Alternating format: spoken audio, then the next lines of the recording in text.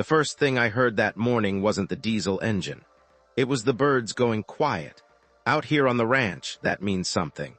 My grandfather used to say the birds always know before you do, and that morning they knew something was wrong long before I stepped out onto the porch with my coffee still steaming in my hand. By the time I got my boots on and walked down toward the south pasture, the bulldozer was already 3 feet into my fence line, dragging a tangle of wire and cedar posts behind it like it was nothing. A woman stood beside it in a cream blazer that had no business being anywhere near a construction site, holding a clipboard against her chest like a shield. I didn't know her name yet. I would soon enough. My name is Walter Briggs. I'm 51 years old, and I've spent almost every one of those years on this land. My father ran cattle here before me, and his father broke the first acres of it back in the 1950s with nothing but a mule and more stubbornness than sense. When people ask me what I do for a living, I tell them I raise beef and fix fences, because most days that's about the size of it. It's not glamorous work. It's not supposed to be. But it's mine, every inch of it, deeded and surveyed and paid for in full, long before anybody ever heard the word Cedar Hollow Estates. That subdivision went up about 4 years ago on the ridge just east of my property line. Big houses, wide driveways, decorative rock everywhere like somebody was trying to convince the desert it was actually a golf course. I didn't think much of it at first. New neighbors come and go. Most of them keep to themselves, and I keep to myself. And that arrangement usually works out fine for everybody involved.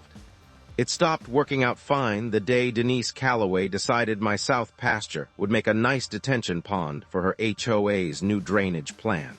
I stood at the edge of what used to be my fence and watched the bulldozer operator glance over his shoulder at her, waiting for a signal to keep going or stop. She hadn't given him one yet. She was too busy looking at me like I was the one who'd wandered onto property that didn't belong to me. "Can I help you with something?" I asked, and I kept my voice level because getting loud never solved anything faster. It usually just gives people an excuse to stop listening. She lifted her sunglasses onto her head and smiled the kind of smile people practice in a mirror. "You must be Mr. Briggs. I'm Denise Calloway, president of the Cedar Hollow Estates Homeowners Association. We've been trying to reach you about the drainage easement." "Never heard of any easement," I said. "Because there isn't one?" Her smile held, but something behind her eyes flickered, just for a second, like a light bulb about to go. "There's some paperwork on file suggesting otherwise. I assumed the survey company already contacted you." I looked past her at the bulldozer sitting on my grass, at the churned-up dirt where my fence used to stand, at 3 more trucks parked along the county road with the Cedar Hollow logo stenciled on the doors. Then I looked back at her. "Ma'am," I said, "you're going to want to shut that machine off." She didn't. That was her first mistake. It wouldn't be her last. To understand how we got to that moment, you have to go back about 3 months to the day the first letter showed up in my mailbox. It came on thick cream-colored paper with the HOA's logo embossed at the top. The kind of letterhead that costs more than it needs to just so it can look important. Inside was a notice informing me that my property fell within what they called the Cedar Hollow Drainage Management Zone, and that as part of a community infrastructure improvement, a portion of my land would be needed for a stormwater retention project. I remember reading it twice at my kitchen table before I started laughing. Not because it was funny, because it was absurd. My land had never been part of any subdivision, any HOA, any zone of any kind. It had been surveyed and recorded decades before Cedar Hollow Estates was ever a gleam in some developer's eye. I called the number on the letter. A receptionist put me through to Denise directly, which should have told me something about how seriously she took the whole operation. She had a voice like a customer service recording, pleasant and completely unmovable. "Mr. Briggs, I understand this is unexpected," she said, "but the engineering study made it clear that without additional retention capacity on the lower end of the ridge, we're looking at flooding into at least 11 homes during heavy rain events. Your parcel is simply the most logical location." "My parcel isn't part of your subdivision," I said. "It never has been. We have a survey that indicates otherwise." "Then your survey is wrong." There was a pause on the line, just long enough for me to hear her breathing get a little sharper. "I'll have our legal team review the boundary documentation and follow up," she said, and hung up before I could answer. That should have been the end of it. It wasn't. 2 weeks later, a second letter arrived, this one less polite than the first, informing me that failure to cooperate with the drainage project could result in a formal easement claim being filed with the county, along with language about how uncooperative landowners sometimes find themselves facing liens for obstruction of community infrastructure. I'd never heard of such a thing because it doesn't exist. But I'll admit, reading a phrase like liens for obstruction printed on official-looking letterhead is enough to make a person's stomach tighten, even when they know better. I called my neighbor, Hank Millard, who's run cattle on the section next to mine for almost as long as I've been alive. Hank's the kind of man who reads county zoning, updates the way other people read the sports page, purely for entertainment, but he actually retains it. "You getting these letters too?" I asked him. "Nope," Hank said, "because my land's got a recorded deed restriction going back to 1961 that keeps it clear of any HOA nonsense. Yours does too, if I remember right. Your granddad and my daddy filed those restrictions together, back when the county was carving up parcels along the ridge." That was the first piece that didn't fit. If Cedar Hollow Estates genuinely had a legitimate drainage easement on my land, it would have shown up in the same county records Hank was talking about. It didn't. I drove into town the next morning and pulled the deed myself from the recorder's office, along with the original 1961 restriction. Nothing. No easement, no drainage agreement, no mention of my property anywhere in the subdivision's plat filings. So somebody had drawn a line on a map that didn't belong there, and they were hoping I wouldn't bother to check. I probably would have let the whole thing simmer if not for what happened at the feed store about a week later. I ran into a fellow named Pete Alvarez, who does landscaping work for half the houses in Cedar Hollow. Pete's a good man, does honest work, and he looked uncomfortable the second he saw me. "Walter," he said, "you know anything about a retention pond going in on your land?" "There's no pond going in on my land," I said. "Why?" He shifted his weight and looked at his boots. "Denise had us out there last week running string lines along your fence. Told us it was already approved.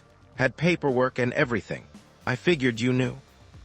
That's when the cold feeling settled into my stomach, the kind you get when you realize somebody's been making decisions about your life without bothering to include you in the conversation. I thanked Pete and drove straight home, and sure enough, when I walked my fence line that afternoon, there were pink survey flags staked every 20 feet along nearly 400 feet of my south pasture, cutting a clean rectangle straight through land that had never belonged to anybody but my family. I pulled every single flag out of the ground myself and stacked them on my porch rail like a little pink fence of their own. Then I called Denise Calloway directly. "Somebody's been surveying my property without permission," I said. "That survey was conducted based on the boundary information provided by our engineering firm," she said, like that was supposed to settle the matter. "Your engineering firm is wrong. I've got the county deed sitting right in front of me. My land isn't part of Cedar Hollow, and it never has been." Her voice cooled by several degrees. "Mr. Briggs, I'd strongly encourage you to cooperate before this becomes more complicated than it needs to be." I hung up on her, which I don't do often because I was raised better than that. But there are moments when a person shows you exactly who they are, and that was one of them. She wasn't asking. She was informing me of a decision that had already been made and daring me to do something about it. So I did. The next morning, I drove out to see an old friend of mine, a land surveyor named Curtis Doyle, who'd done work for half the ranches in the county over the last 30 years. Curtis had retired a couple of years back, but he still kept his old equipment in the barn, mostly out of habit, and he agreed to come out and run an independent survey of my south pasture, just so I'd have something official and dated in hand. It took him the better part of 2 days. When he finished, he sat down at my kitchen table with his laptop and pulled up the results next to a copy of the Cedar Hollow Estates plat map, which I'd gotten from the county the week before. "Well," he said, tapping the screen, "here's your problem." He showed me 2 maps side by side. The county's official plat, filed and recorded, showed the Cedar Hollow boundary stopping a clean 200 feet short of my fence line, exactly where it had always been. but the map Denise's engineering firm had used, the one attached to her drainage proposal, showed the subdivision boundary extended well past that point, swallowing a sizable chunk of my pasture along the way. "That's not a small mistake," Curtis said. "That's not a typo or a bad scan. Somebody redrew that line on purpose." I sat with that for a minute.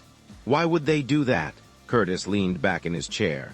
"Because building a proper retention pond somewhere that's actually inside their subdivision would mean tearing up somebody's finished backyard. Or maybe even a few of the newer lots they haven't sold yet. Cheaper and easier to just claim a piece of the neighbor's land instead, especially if that neighbor doesn't bother to check the paperwork." That was the moment the whole thing stopped feeling like confusion and started feeling like something else entirely. I called my attorney that same afternoon, a sharp, no-nonsense woman named Marjorie Fenn who'd handled a boundary dispute for my uncle back in the 90s and never lost a case I'd heard of. She listened to the whole story without interrupting, then asked me to send over everything I had. 2 days later, she called back. "Walter," she said, "I want you to sit tight and let them keep digging themselves in deeper. Don't confront them yet. Just document everything. Every letter, every conversation, every survey flag. If they come out there and actually start work on your land without permission, that's not just a boundary dispute anymore. That's trespassing, and depending on what equipment they bring, it could be a good deal more than that." I asked her what she meant by that. "I mean," she said, "let them show their hand first. People like this usually do." They showed their hand 3 weeks later, on a Tuesday morning with a bulldozer and 4 trucks and Denise Calloway standing at the edge of my pasture with a clipboard, informing me that the county had approved everything, and that my cooperation, quote, would make this a great deal easier for everyone. I already knew the county hadn't approved anything, because Marjorie had checked with the planning office herself just 2 days earlier. There was no permit on file for any drainage work outside the Cedar Hollow boundary. There wasn't even a permit on file for drainage work inside it yet, because their engineering firm hadn't finished the required environmental review. So when Denise told me the county had approved everything, she wasn't just wrong. She was lying to my face, standing on my land with a machine already tearing through my fence. "Turn that machine off," I told her again, "or I'm calling the sheriff." "You're welcome to call whoever you like," she said with that same rehearsed smile. "But we have every right to be here." I pulled out my phone and called the sheriff's office right there in front of her. Deputy Sam Trujillo showed up about 20 minutes later, and I have to give the man credit. He didn't rush to any conclusions. He walked the fence line with me first, looked at the torn wire and the churned dirt, then walked over to talk to Denise and the operator. I couldn't hear everything they said, but I watched Denise's posture change as the conversation went on, watched her pull out a folder of papers and hand them over, watched Deputy Trujillo flip through them with a face that gave away absolutely nothing. After a few minutes, he walked back over to me. "She's got a document here from a private engineering firm showing your property inside their drainage zone," he said. "But I called the county planning office on the way out here just to check, and there's no such zone on file. No easement, no permit, nothing. As far as the county's concerned, this is your land, plain and simple." "So what happens now?" I asked. "Now," he said, "I tell them to stop, and if they don't, we've got a different kind of problem." He walked back over to the bulldozer and had a short conversation with the operator, who killed the engine without any argument at all. The poor guy looked like he wanted to be anywhere else on Earth.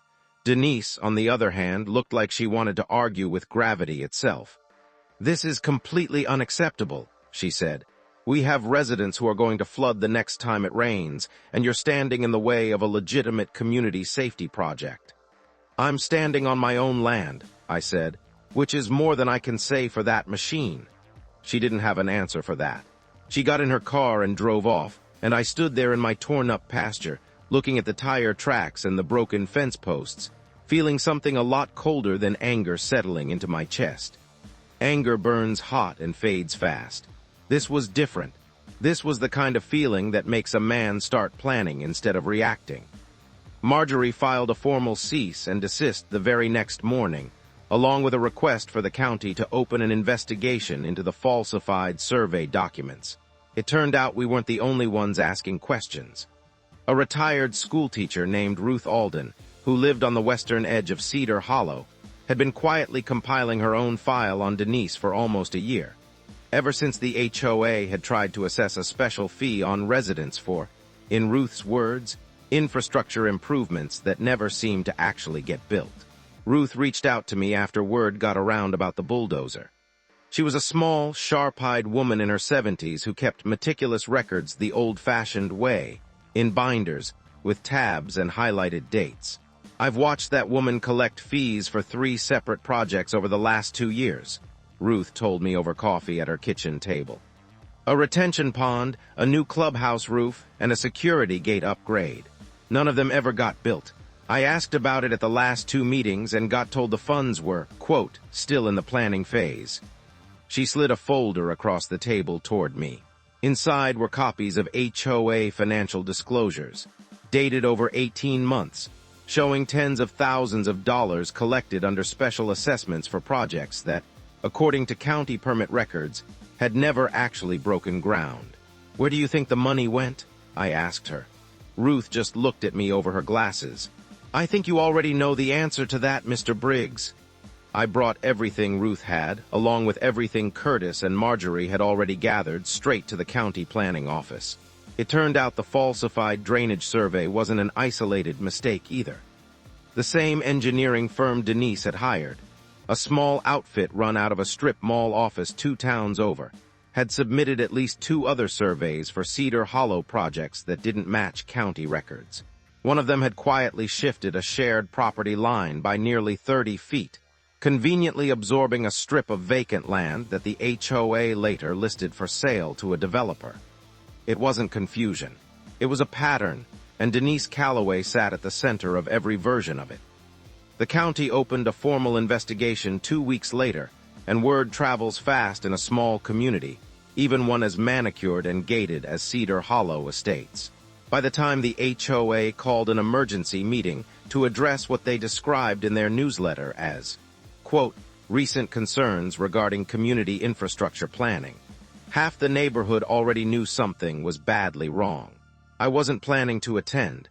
It wasn't my HOA, and I figured my part in this was mostly done once the county got involved.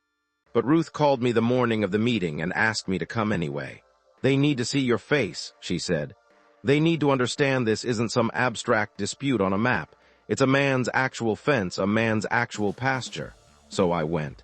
The community clubhouse was packed that night, folding chairs lined up all the way to the back wall, homeowners standing along the sides because there weren't enough seats. Denise sat at the front table looking composed, hands folded, the same rehearsed calm she'd worn on my pasture that morning with the bulldozer. She opened the meeting by addressing what she called, and I remember this phrase exactly, an unfortunate miscommunication regarding boundary lines. She never once used the word lie. She never mentioned the falsified survey by name. She talked in circles, using the kind of language that sounds official but says almost nothing at all. Then Ruth stood up. Denise, she said, can you explain where the special assessment funds went for the clubhouse roof project from 2 years ago? The room went quiet. Denise's composure held for about 3 seconds longer than it should have. That project is still in the planning and bidding phase, she said. It's been 2 years, Ruth said. And the retention pond assessment from last year, the one that somehow ended up requiring Mr. Briggs's pasture instead of any actual Cedar Hollow property. Where did that money go? Another homeowner stood up. Then another. Questions started coming from every direction. About the security gate fee. About a landscaping contract awarded to a company that, as it turned out, was owned by Denise's brother-in-law. The calm, rehearsed version of Denise Calloway was disappearing in real time, replaced by someone scrambling to keep her footing on ground that was shifting fast beneath her. I hadn't planned to say anything, but somewhere in the middle of all that noise, Denise's eyes landed on me, standing near the back wall, and something in her expression shifted, like she needed somewhere to point the blame that wasn't herself. None of this would have happened, she said, raising her voice over the crowd, if Mr. Briggs had simply cooperated with a reasonable community safety measure instead of turning this into a spectacle. The room went quiet again, but not in her favor this time. I felt every eye turn toward me, and for a second I almost didn't say anything at all. Then I thought about the torn fence, and the pink survey flags stacked on my porch rail, and Ruth's 18 months of receipts for buildings that were never built. "Ma'am," I said, "there wasn't a safety measure. There was a bulldozer on my land that didn't belong there, based on a survey that didn't belong to reality. I've got the actual county deed, filed decades before this subdivision existed. I've got an independent survey confirming it, and I understand the county's going to want a good long look at where all those special assessment dollars actually went." Nobody clapped. Nobody cheered. It wasn't that kind of room. But I watched something happen in that crowd that mattered a lot more than applause. I watched people who trusted Denise Calloway for years start doing quiet math in their heads, adding up fees and missing projects, and a subdivision boundary that had somehow grown 30 feet on paper without anybody noticing. The board voted to suspend Denise from her position that same night, pending the outcome of the county investigation. She didn't wait for the vote to finish. She gathered her folder, walked out to her car, and drove off into the dark. And as far as I know, she never set foot in that clubhouse again. The investigation took the better part of 4 months to wrap up properly. In the end, the county found enough irregularities in the engineering firm's surveys to pull their license to operate in the county entirely. Denise resigned from the HOA board formally, though everyone understood that resignation had very little to do with choice. The special assessment funds were never fully accounted for, and the last I heard, there was a civil suit working its way through the county courthouse to try to recover what was left of it for the residents who'd paid in good faith. As for my fence, the HOA's insurance ended up covering the full cost of repair, including a new stretch of wire fencing that Curtis Doyle himself came back out to help me survey and stake properly. This time with markers driven deep enough that nobody would be pulling them out of the ground by accident or otherwise. I did one more thing before I considered the matter closed. Where that bulldozer had torn through my fence line and churned up my pasture, I poured a small concrete marker, about knee height, set right on the property line where Curtis's survey confirmed it had always stood. I had the date stamped into the wet concrete along with 3 simple words. "This land stays. It wasn't for show. Nobody drives by my south pasture to admire concrete markers. It was for me, and for my grandfather, and for the next 50 years of Briggs family cattle that'll graze that ground long after Cedar Hollow Estates has new homeowners who never even heard Denise Calloway's name." Hank Millard came by not long after it was poured, looked down at it, and gave a slow nod of approval. "Your granddad would have liked that," he said. "Yeah," I told him. "I think he would have. Because in the end, that's what this was always about. Not the pasture, not the fence, not even the money Denise had quietly siphoned off her own neighbors. It was about a piece of ground that had been earned, generation after generation, by people who worked it honestly. And no clipboard, no bulldozer, and no rehearsed smile was ever going to change whose name belonged on that deed.